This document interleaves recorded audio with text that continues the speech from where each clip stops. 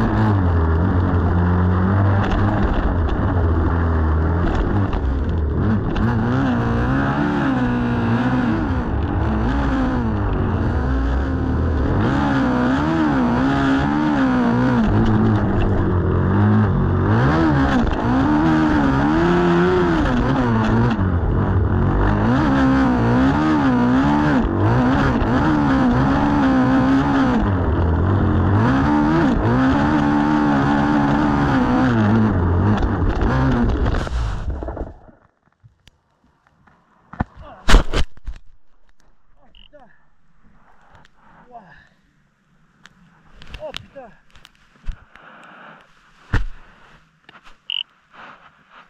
Oh putain.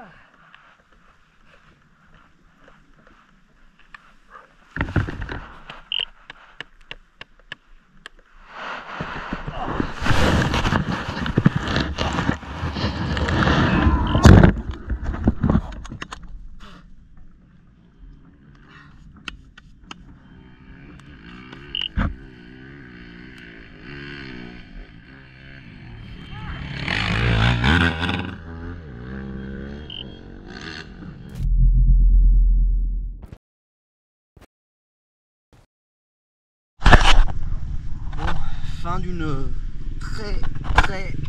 très longue journée. Je suis parti à 8 h ce matin et donc on avait la 48 heures avec 5 camps et donc je suis arrivé au 4 avec Xavier qui vient juste d'arriver d'ailleurs, 10 minutes derrière moi. On a roulé ensemble et beaucoup et on a eu la stratégie d'essayer d'atteindre le camp D.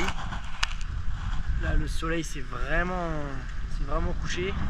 Il fallait pas beaucoup plus. Départ 8 h, arrêté à 17 h 30. Il y a juste eu 2 pauses de 30 minutes. Donc ouais, non. Depuis mes 6 Dakar, j'ai rarement été aussi surpris. Là, honnêtement, rouler autant, c'est un truc de dingue. J'ai jamais fait encore. Jamais autant roulé de ma vie. Sur une étape. Rendez-vous compte, j'ai fait 600 km. C'est dingue. Pour 8h30 de moto. Mais bon, ça va, la moto est là, j'ai cassé le garde-boue avant parce que je tombais 2-3 fois dans les dunes tout à l'heure. Mais bon, tout va bien. Et puis la moto ça va, hein. La moto ça va, donc il y a le petit garde-boue là qui est cassé, mais j'ai fait ça fait au moins plus de 200 bornes que c'est comme ça. Donc là on va faire un petit coup de mécanique et puis après on a chacun une tente et voilà c'est parti. Ouais, j'ai frotté chef. Et à la fin c'était bien assez tendu la nave. Et en fait du coup le camp ici s'est arrêté à 17h. Ouais. Parfait. Il arrive à 17h30. À un moment je sais pas pourquoi je regardais 16h et quelques. Je me suis dit putain on va se faire plaisir, il va falloir aller à l'autre. Non, en fait, non, il y avait de la marche. Ça c'est parfait. C'est-à-dire que notre chrono il est bon puisqu'on s'est pas arrêté. Ouais. On perd pas de minutes. Le filtre a changé. Heureusement j'en ai pris un autre. J'en ai mis un derrière la bulle. Juste là. Et je vais pouvoir le changer. Je vais pouvoir prendre une des deux cartouches aussi parce que j'ai déclenché tout à l'heure. Et demain 90 km de dune. Ah bah, du coup, dans les dunes.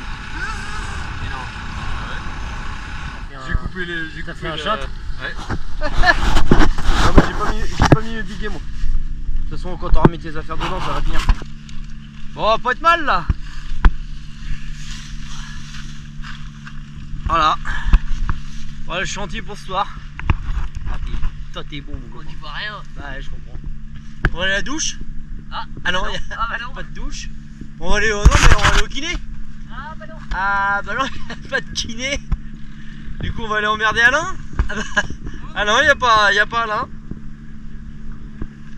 Bon bah on va aller emmerder Benji. Ah bah il y a Benji, voilà, ça c'est bon. C'est bon, il y a Benji.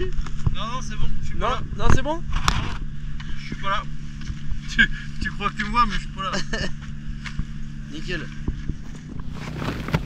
Arrête, tu vas nous faire chialer Benji.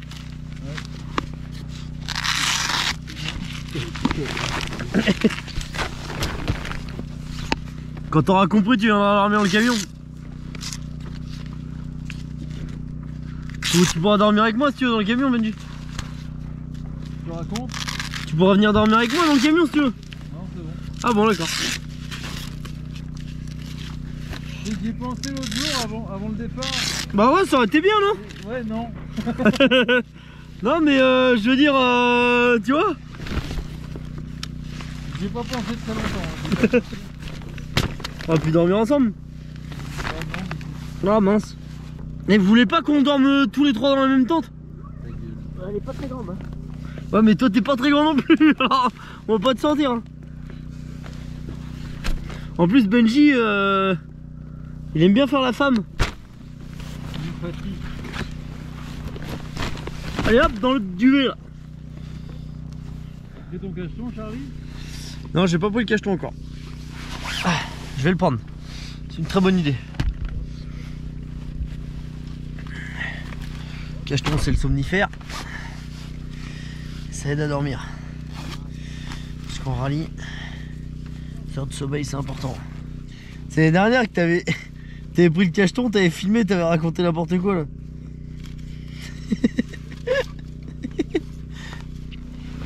Bon il est 20h40. On va se coucher. On a mangé au coin du feu tout avec les copains, c'est sympa. Demain réveil 6h, 4h30, 6h. Départ à 7h10 en spécial. Il nous reste 350 bornes. Voilà. On va dormir, puis on va être en forme demain. Ciao les amis.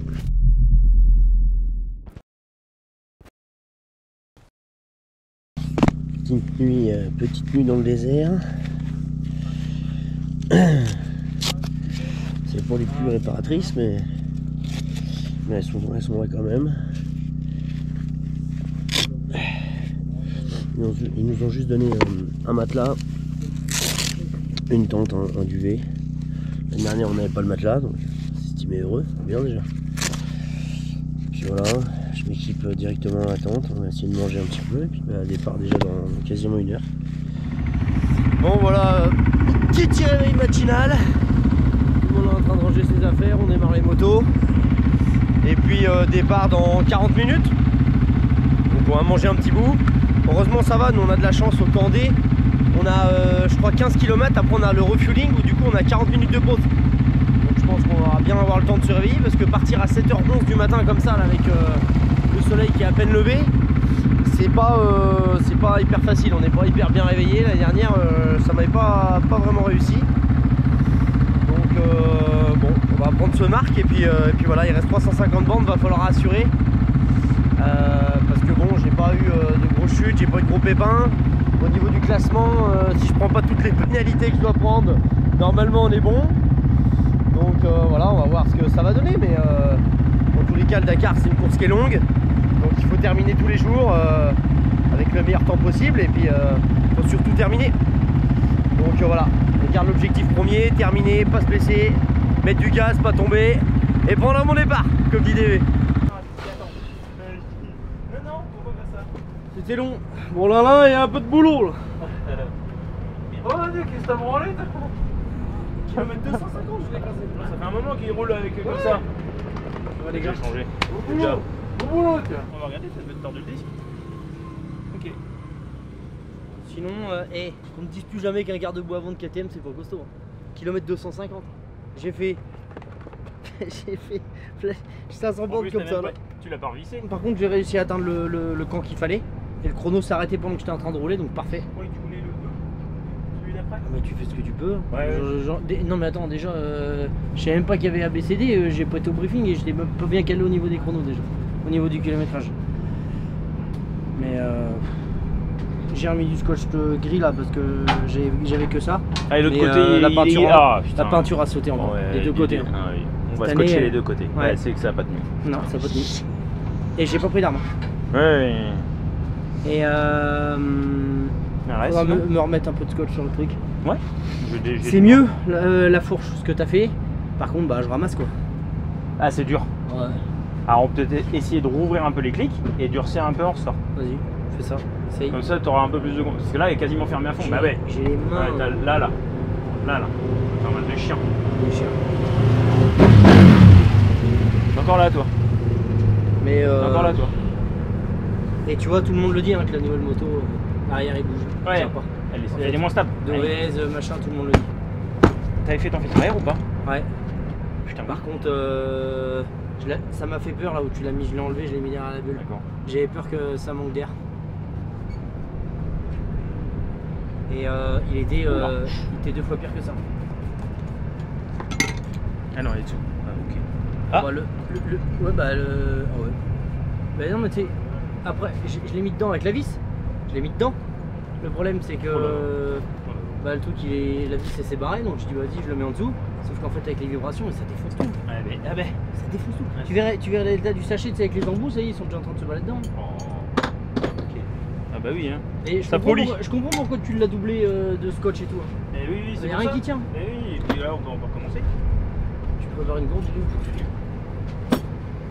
Le tuyau qui a sauté.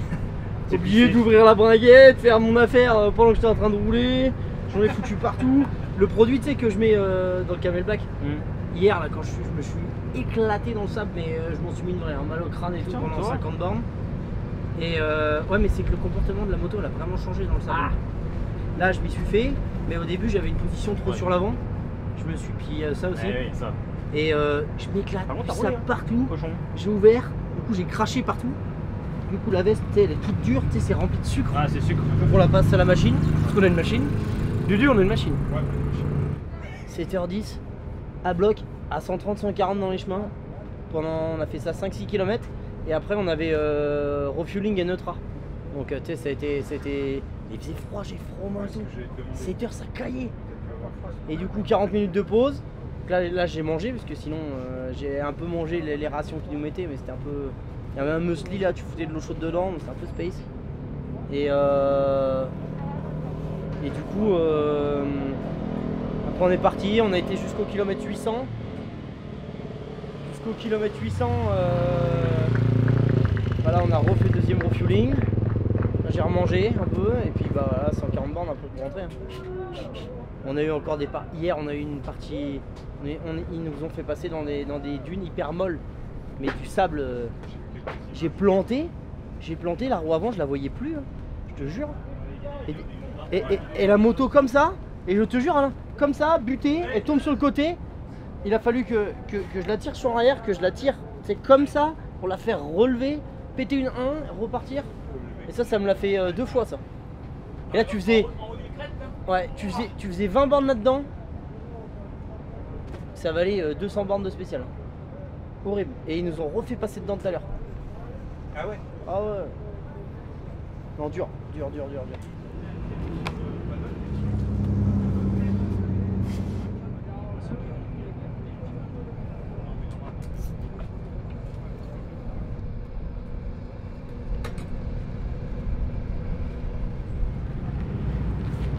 Ah, j'ai mal partout.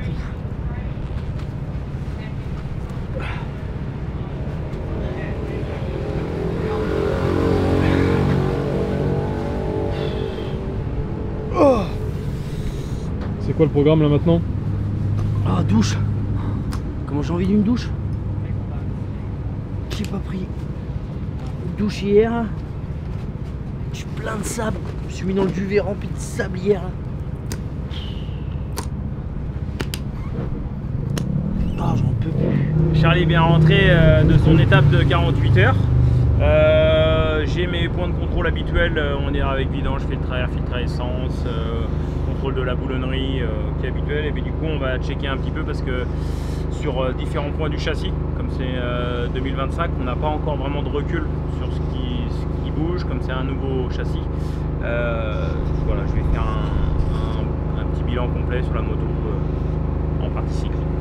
Globalement, après son étape de 48 heures, mis à part un garde-boue avant qui nous a cassé, la moto elle est relativement en bon état. Il ne l'a pas abîmé. Je suis assez content.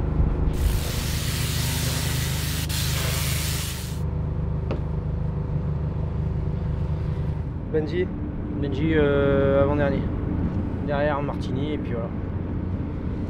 C'est bon, franchement. Puis du coup ce matin on est reparti et puis tu vois il nous restait 350 bornes. Putain c'était raide. Du moment que t'es là. 8h30 de moto hier. La moto Ça va. Franchement ça va. J'ai pété mon garde-boue, j'ai fait 650 bornes avec le garde-boue pété. Tu devrais voir les véhicules qui passaient là. Ouais. 90% des voitures ils ont la carrosserie pétée de partout. T'imagines toi 1000 bornes, c'est impossible de rien toucher, de rien faire en 1000 bornes. T'as vu Carlos Sainz, il est revenu avec un châssis et 4 euros le mec. Ah ouais. Plus un élément. Plus rien. Tu prends une pénalité en plus quand tu laisses un élément. Il est déjà là? Il est passé, rien du tout. Ouais, j'ai vu ça. Plein de pare-brise cassés, plein de garde-boue arrachés sur les véhicules. Il y a une extraite qui est passée, elle avait plus de garde-boue de partout, plus de phare arrière, rien. Putain. Tobias il va pas être content. Hein. En plus ils prennent une péna parce qu'ils laissent des éléments sur la piste en plus. Ouais. En ça t'es content. Ah, De 1 t'as pris un arbre, de 2 tu prends une péna. Tu regrettes là. Mais bon. Bon, Allez, allez. repose-toi. Merci Joe, c'est gentil ouais. Merci mon poulet. Ouais, mais je suis sûr que c'est couillon de Benji, ils ont dû laisser les clés, le contact. Couillon de Benji. Couillon de Benji. Oh là.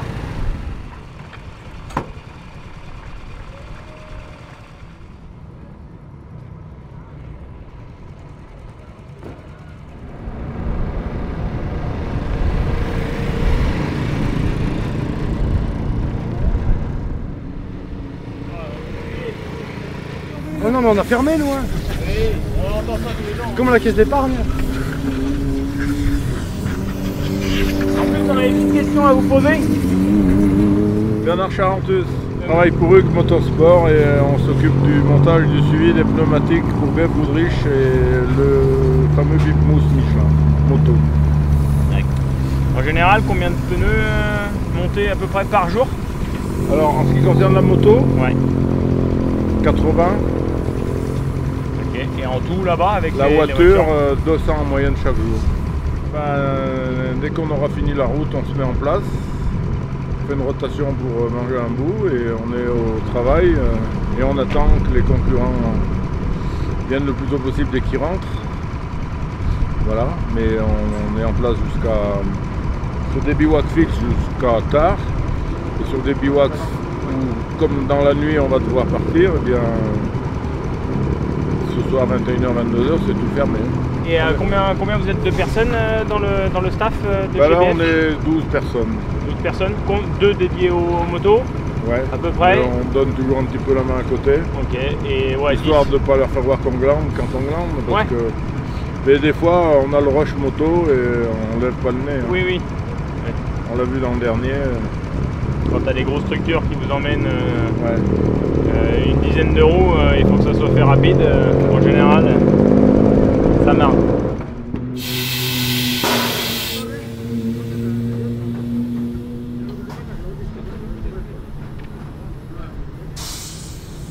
Bon, bah, comme vous pouvez voir, même l'équipe de chez BF Goodrich, même qui n'ont pas fini de bosser, parce qu'il y a encore des véhicules qui arrivent, ils ont commencé à arranger parce que demain, pour rejoindre le prochain bivouac, il y a 720 km et nous aussi, on va en faire de même. Les amis, si vous voulez nous soutenir, rendez-vous sur le site baroudeur.fr.